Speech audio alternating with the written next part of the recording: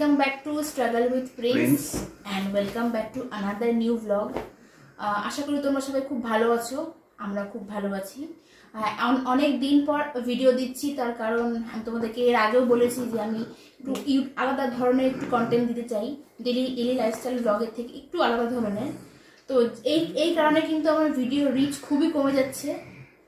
Video rich দেখো তোমরা এখানে পাচ্ছ দেখতে কতটা ডাউন হয়ে গেছে। আমি কিন্তু 2100 ঘন্টায় উঠে গিয়েছিলাম, সেটা এখন নেমে গিয়ে এতটা কমে গিয়েছে। আমার নিজের দোষের জন্য কিছুটা হয়েছে, আর কিছুটা তোমরাও কিন্তু দেখছো না। তোমরাও দেখো, অল্প শেয়ার করো, মানে প্রিন্সকে অল্প সাপোর্ট করো। আগে যেরকম ভিউজ পেতাম সেরকম এখন একদম ভিউজ পাচ্ছি না, একদমই না। ওটার জন্যই আর কি, মানে মন আর চাচ্ছে না যে তোমাদের সামনে কোনো ভিডিও দিই বা কোনো কিছু।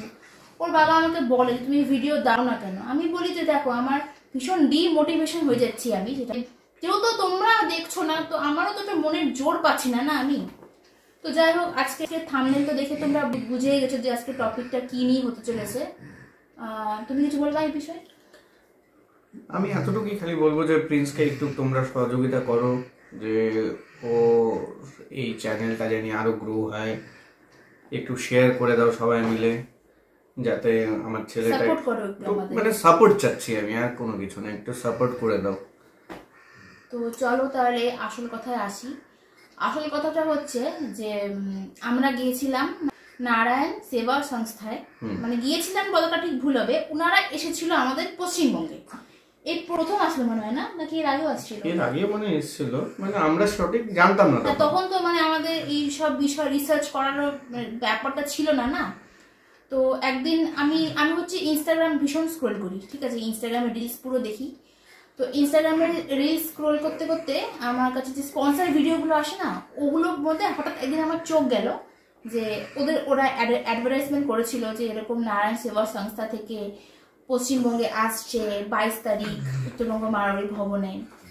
তো দেখলাম যে হ্যাঁ, অনেক এরকম বিকলাঙ্গ বাচ্চাদের বা বড়দের যাদের হাত পা নেই, কাটা, তারপরে যারা একটু মানসিক দিক থেকে ভারসাম্যহীন আছে, ওদেরকে হুইল চেয়ার দিচ্ছে, ওদেরকে ডক্টর দেখানোর ব্যবস্থা আছে, মানে বিনামূল্যে সবকিছু মানে করছে ওরা সংস্থা একটা। বুঝতে অসুবিধা হচ্ছে না? ঠিক আছে। তো এরকমই আমি ইনস্টাগ্রাম রিলস স্ক্রল করতে করতে ওদের ভিডিওটা দেখলাম, সেই নিয়ে পুরোটা ওদের প্রোফাইলে গেলাম, গিয়ে রিসার্চ করলাম। করার পরে আমি ওর বাবাকে বললাম যে এরকম বসবে, তুমি কি যাবা? তারপরে বাকিটা ওর কাছ থেকে শুনে নাও। তো ও তো বললো আমাকে, তো আমি তো বুঝিনি প্রথমে কি ব্যাপার, আমাকে পাঠালো, দেখালো, আমি তখন কাজে ছিলাম।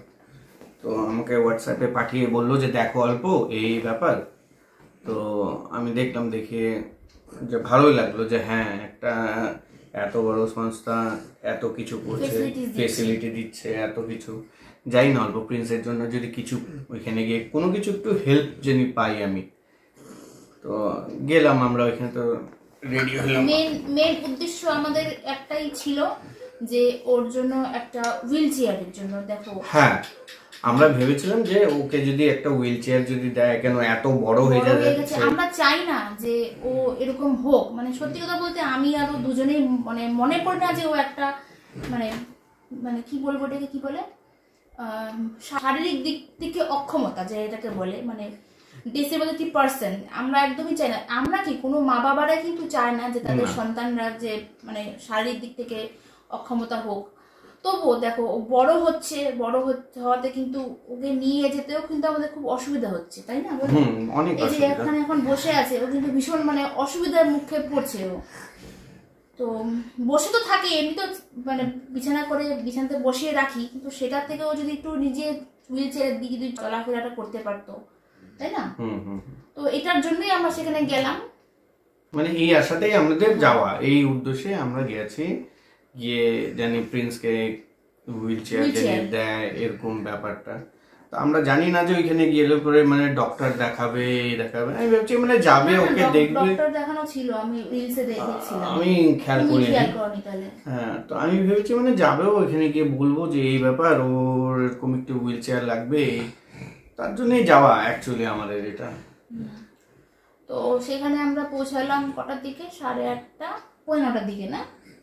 সকালবেলা কটা? সকালবেলা 8টা থেকে ক্যাম্প বসছিল, 8টা থেকে বিকাল 4টা অবধি ক্যাম্প ছিল। তা আমরা ভাবছিলাম যে একদম প্রথমে যদি দেখিয়ে দিই তাহলে তাড়াতাড়ি কাজটা হয়ে যাবে। তো জন্য আমরা সকাল সকাল, তোমার তো শর্টসে দিয়ে রেখেছই, শর্টসে দেখলে সকালবেলা উঠেছিলাম, গেলাম। তো 9:45টার দিকে আমরা সেখানে গিয়ে পৌঁছেছিলাম। পৌঁছানোর পরে প্রিন্সের বাবার কোলেও ছিল। আমি হচ্ছে ফার্স্টে কাউন্টার ছিল একটা, ঢোকার পর ফার্স্টে একটা টোকেন কাউন্টার ছিল। ওই টোকেন কাউন্টারে ওর আধার কার্ড দেখালাম, আধার কার্ড আর ডিসেবিলিটি সার্টিফিকেট দেখালাম, দেখিয়ে একটা কুপন দিল। কুপনটা কত নাম্বার ছিল ফার্স্টে? আমাদের 100 নাম্বার দিয়েছিল। 9:45টার সময় 100 নাম্বারের কুপন আমাদের হাতে এসেছিল। মানে 100 নাম্বার অ্যাকচুয়ালি, মানে প্রিন্স তাহলে 100 নম্বরে ওকে ডাক্তার দেখবে, লাইন নাম অ্যাকচুয়ালি। তো টোকেন নাম্বার দিল আর দুটো ফুড কুপন দিয়েছিল। হ্যাঁ, দুটো ফুড কুপন দিয়েছিল। কার কার্ড দিয়েছিল কি জানি, আমার না ওর না, আমার আর তোমার, যাই হোক দুটো ফুড কুপন দিল আর 100 নাম্বার দিল। গিয়ে বলল সামনে ক্যাম্প বসেছে, গিয়ে কি করতে, রেজিস্ট্রেশন করতে বলল। হ্যাঁ, গিয়ে ওইখানে আগে প্রথমে দেখাতে বললো। হ্যাঁ, প্রথমে দেখাতে বললো, দেখানোর পর বললো এখানে রেজিস্ট্রেশন করে দেবে। ওইখানে বসে থাকবেন, বসে থাকবেন। আমাদের মানে যারা আছে ওইখানে, যারা মানে স্টাফগুলো যারা আসবে সংস্থা থেকে, যারা হেল্প করছে আর কি, মানে ওরা এসে লোকাল ছেলেমেয়েরা ছিল না। হ্যাঁ, লোকাল ছেলেমেয়েদেরকে হায়ার করেছে। তো কয়েকজন লোকাল ছিল, কয়েকজনকে হায়ার করেছে, মানে কয়েকজন সংস্থা ছিল। হ্যাঁ, কয়েকজন সংস্থা ছিল আর কয়েকজনকে হায়ার করেছে। বাবা বসো বসো বসো বসো বসো না, একটু বসো অপু, বসো, গল্প করি। অপু গল্প করি তো। হ্যাঁ, তুমিও গল্প করো। তারপরে তো ওইখানে ঢোকার পর তো আমাদেরকে বললো যে 100 নাম্বার ছিল, 100 নাম্বার ছিল।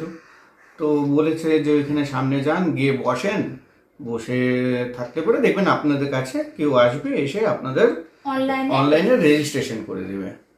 তো যথারীতি আমি আর ও তো একসাথে বসেই ছিলাম প্রথমে। তারপরে একজনকে দেখালাম, তো দেখানোর পর বললো আরে এটা তো 100 নাম্বার, 100 নাম্বার তো এখন চলছে না, এখন তো 60 ঘরে চলছে, 59, 60 এরকমই ছিল তো চলছে। আপনি কাইন্ডলি এটা গিয়ে চেঞ্জ করে আসেন, এটা তো অনেক পিছনে। তো আমি তারপরে ওর মাকে বললাম, প্রিন্সের মাকে বললাম যে দাও, তাড়াতাড়ি দাও টোকেনটা, আমি গিয়ে চেঞ্জ করে আসি, আমি বলে আসি। তো গেলাম, বাইরে গিয়ে আমি বললাম যে আরে দাদা, আপনি মিস্টেকলি আপনি 100 নাম্বার দিয়ে দিয়েছেন, ওইখানে তো 60 ঘরে চলছে। তো বলাতে উনি চেঞ্জ করে দিয়েছে। চেঞ্জ করে দিয়ে তারপরে আমি তো ওর কাছে এলাম, ওকে দিলাম। তো তখন বললো যে এইখানে পেশেন্টের সাথে একজনই বসতে পারবে, তুমি নেবে? হ্যাঁ, নাও। তো পেশেন্টের সাথে বলেছে একজনই বসতে পারবে। তো আমাকে বললো যে কে বসবে, তাহলে আমি বললাম ওর মাই বসুক, আর আমি তাহলে ও পাশটাতে চলে যাই। তারপরে আমি তো ওই পাশে চলে গেলাম। আপনারা মানে ভিডিওতে মানে দেখেছেন, শর্টসে মানে, যাই হোক ভিডিওতে আপনারা দেখেছেন হয়তো। তো আমি এই পাশে তো বসেই ছিলাম, আমি তো কিছুই বুঝিনি কি হয়েছে না হয়েছে, কারণ আমি ও পারে যেতে পারছি না। ও পারে একজনকেই, প্রিন্সের সাথে একজনকেই থাকতে হবে। তারপরে তো ওর মা কি বলেছে, তারপরে বলো। তোমাদেরকে একটা কথা মাঝখানে বলতে ভুলে গেলাম। এই নারায়ণ সংস্থা সেবাটা কিন্তু উদয়পুর থেকে এসেছে, উদয়পুর রাজস্থান থেকে কিন্তু এসেছে। যাই হোক, তো তোমাদেরকে আমি সব ডিটেলস আমি ভিডিও শেষে দিব, লোকেশন নাম্বার সব দিয়ে দিচ্ছি। তো তারপরে তো ওর বাবা তো এদিকে বসেছিল, যেখানে পেশেন্ট পার্টি ছিল আর কি, পেশেন্ট পার্টিটা যারা এসেছে পেশেন্টের সাথে ওনাদেরকে এক সাইডে বসেছিল আর আমরা বসেছিলাম এক সাইডে। তারপরে টোকনটা এক্সচেঞ্জ করার পরে আমাদের নাম্বার কত ছিল? 63 নাম্বার হলো। 63 নাম্বার করার পরে পরপর সিরিয়াল ওয়াইজ সব পেশেন্টদেরকে বসাচ্ছিল। এরকম করতে করতে যারা ওখানকার সংস্থার যারা হেল্পার ছিল তারা আসলো আমাদের সামনে। একজন মেয়ে এসেছিল, এসে আমাকে বললো যে পেশেন্টের নাম, আমি বললাম প্রিন্স বিশ্বাস। বললো আধার কার্ড দিতে, আধার কার্ড দিলাম। আধার কার্ড দেওয়ার পরে ওরা কি অনলাইনে ফর্ম সাবমিট করছিল। আধার কার্ডের ফটো নিল, আমাদের একটা ফটো নিল, সবকিছু মানে ট্যাবেই হচ্ছিল আমাদের, মানে অনলাইন হচ্ছে। হ্যাঁ, মানে টোকেন নাম্বারটা নিয়ে হাতে একটা ফটো নিল, তারপরে আধার কার্ডের ফটো নিল, ওগুলো সব আধার কার্ড দেখে দেখে সব ফর্মগুলো ফিল আপ করলো। তারপরে ওর ডিসেবিলিটি সার্টিফিকেটের ফটো নিল, নিয়ে বললো নাম ডাকবে, নাম ডাকার পরে আপনাকে ফর্ম দেওয়া হবে আর সিগনেচার করতে হবে। তো তারপরে তো আমি বসেছিলাম, এদিকে টাইমও হয়ে যাচ্ছিল ওকে খাওয়ানোর, কারণ ও সকালে কিছু খেয়ে যায়নি। তা আমি ওখানকার যে মেন যে একটা হেলদি করে একটা লোক ছিল না, মানে উনি অ্যাঙ্কার, আচ্ছা অ্যাঙ্কার, তো উনি ওই অ্যাঙ্কারকে আমি বললাম যে এরকম বাচ্চাকে আমি খাওয়াবো, আমি খাবার এনেছি বাড়ি থেকে, কোথায় গিয়ে খাওয়াবো? তখন বললো যেখানে আপনার কমফোর্ট লাগে সেখানে গিয়ে খাইয়ে দেন। তারপরে আমি ওর বাবার কাছে গেলাম, গিয়ে তো খাওয়ালাম, দুধ আর রুটি নিয়ে গেছিলাম, তোমরা দেখেছো শর্টসে। দুধ রুটিটা খাওয়ানোর পরে আমি ওকে নিয়ে আমি আবার আমার সিটে চলে আসলাম। সিটে চলে আসার পরে একটা কাণ্ড ঘটে যায়। প্রিন্সের অভ্যাস হচ্ছে সকালবেলা খাবে, খাওয়ার পরে পটি করবে। মনে আছে কি হয়েছিল?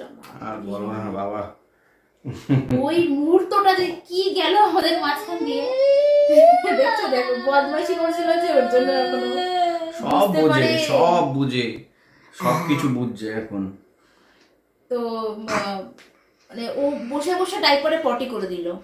ও পটি করে দিলে আমি যে ওর বাবাকে ফোন করে বলবো যে ওকে ধরো, আমি আমার গায়েও পটি লিক করে গেছিল, মানে এরকম অবস্থা হয়ে গেছিল যে বলবো ওর বাবাকে, যে বলবো ফোন করে যে একটু আসো বা আমি আসছি। আমি তোমাদেরকে দেখিও কেন, আমি ওয়াশরুম গেছিলাম। হ্যাঁ, আমি ওয়াশরুমে গেছিলাম। এবার ওই মুহূর্তে আমাকে বললো যে প্রিন্সের নাম ডাকলো, হাতে ফর্ম দিল, সাইন করে বললো এক্ষুনি যান, ফাঁকা আছে, এখনই কি ডক্টর দেখিয়ে দিন। আমি তো মানে এক হাতে এক হাতে ফাইল, কিভাবে যে গেছি আমি, তার মধ্যে আমার ড্রেসের মধ্যে পটি লিক করে গেছে, যাচ্ছে তো অবস্থা হয়েছিল ওইটুকু টাইম। ওর বাবা জানেই না যে আমি ডক্টর দেখাতে চলে গেছি, যে আমি ওর বাবাকে তো বলবো যে একটু ভিডিও করে দিতে, সেটারও মানে সুযোগটাও পাইনি। তো ডক্টর দেখালাম, ডক্টর কি বললো সেটাও জানে না, পরে আমি বলছি। বাবা বসো।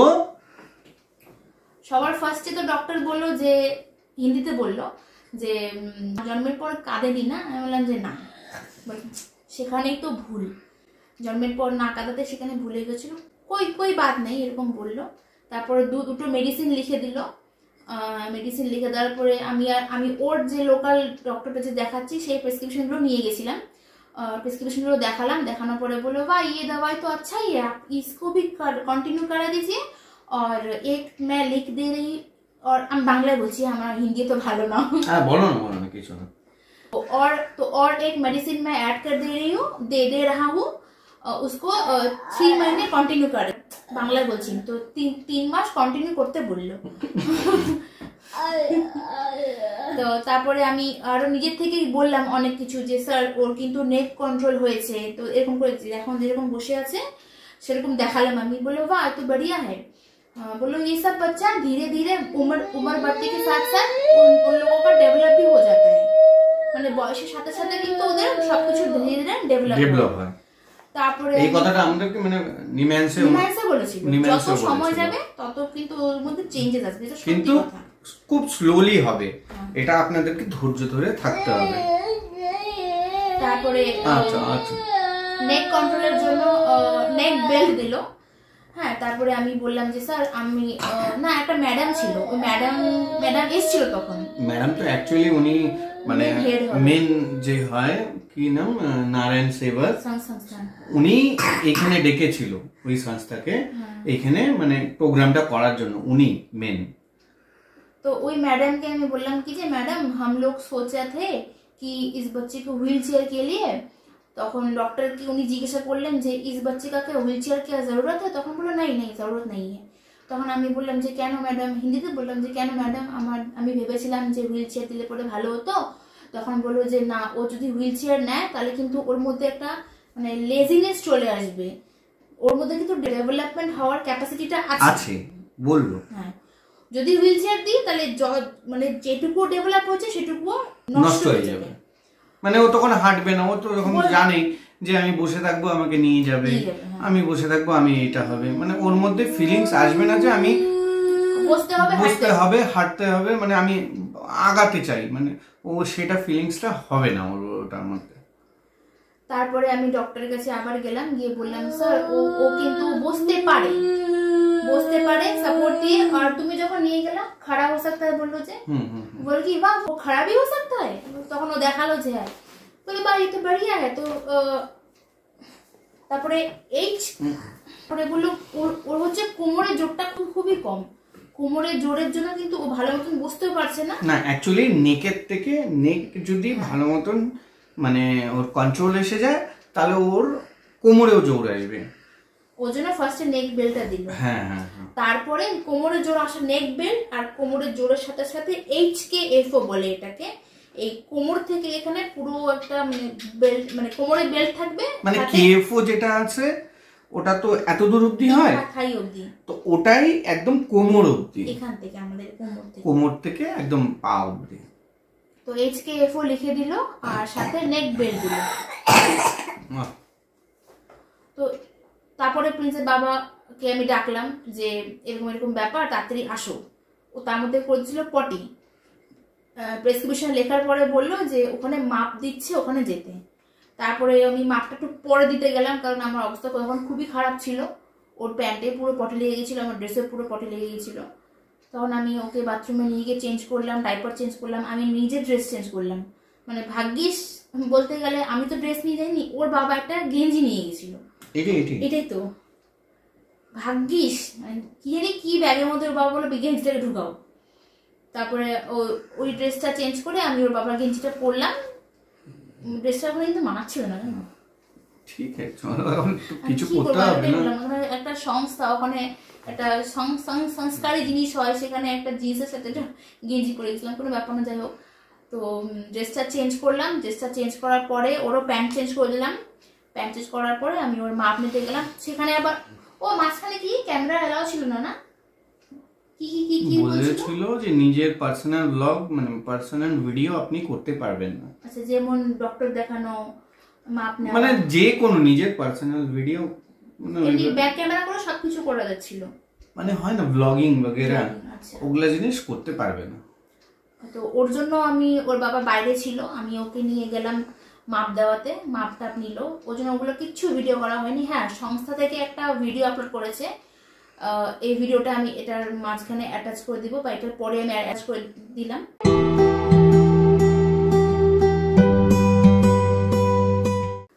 তো দেখতে তো পারলে তোমরা, যেহেতু ভিডিও অ্যালাউ ছিল না বলে আমি এই ভিডিওটা এখন অ্যাটাচ করে দিলাম। তো তারপরে আমাদের মাপ টাপ নেওয়া হয়ে গেল। এবার তখন বাজে সকাল 11:30, না? যেহেতু আমাদের হাতে সময়ও ছিল, তাড়াতাড়ি গিয়েছিলাম, সবকিছু কাজ খুব তাড়াতাড়ি হয়ে গেছিল।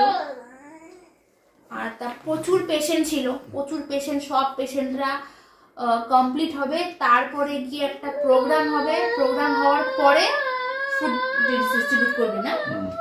তো তোমরা তো বুঝতেই পারছিলে আমাদের পরিস্থিতিটা খুবই খারাপ ছিল তখন। মানে কোনো রকম মানে আর বিরক্তি লাগছিল বলে আমরা আর ফুডের অপেক্ষা করিনি।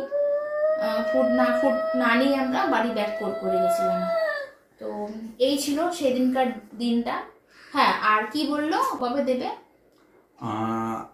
মানে যেদিন দেখিয়েছি 22 তারিখ, 22 সেপ্টেম্বর। হ্যাঁ, তার ঠিক 2 মাস পর আবার এরকম একটা ক্যাম্প হবে। এই ক্যাম্পে আবার তখন এগুলো জিনিস মানে ডিস্ট্রিবিউট করা হবে। ওর এই যে 22 তারিখে যে ক্যাম্পটা গেল, আর বাই দ্য ওয়ে মানে এই ক্যাম্পের মধ্যে কিন্তু অনেক দূরান্ত থেকে লোক এসছে। কিন্তু আমি একজনের সাথে কথা বলেছি, উনি বকখালির থেকে এসছে, ঠিক আছে? আর তো বাকিজনের সাথে কথাই বলা হয়নি। হ্যাঁ, আমি একজনের সাথে কথা, একজন ডালখোলার থেকে এসছে, হ্যাঁ, একজন বকখালির থেকে এসছে, অনেক দূর থেকে এসছে।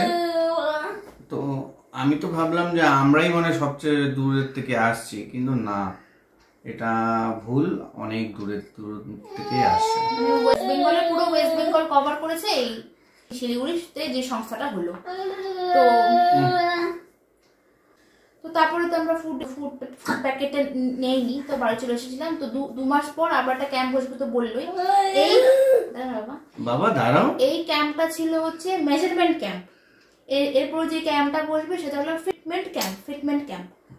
তো ওই ফিটমেন্ট ক্যাম্পটা আবার 2 মাস পর যখন বসবে তখন প্রিন্সকে আবার যেতে হবে। তখন প্রিন্সকে গলার নেক বেল্টটা দিবে আর সাথে HKFOটাও প্রোভাইড করবে।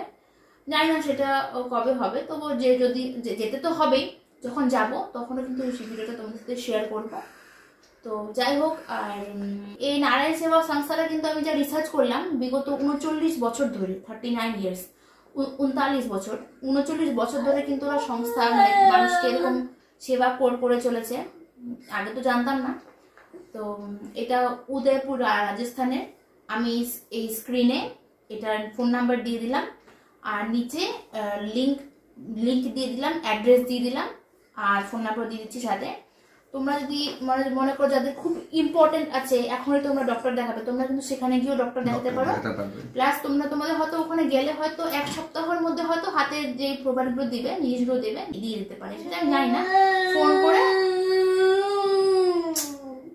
তোমরা ফোন করে একটু যদি কারো যাওয়ার থাকে ফোন করে একটু কন্ট্যাক্ট করে নিও।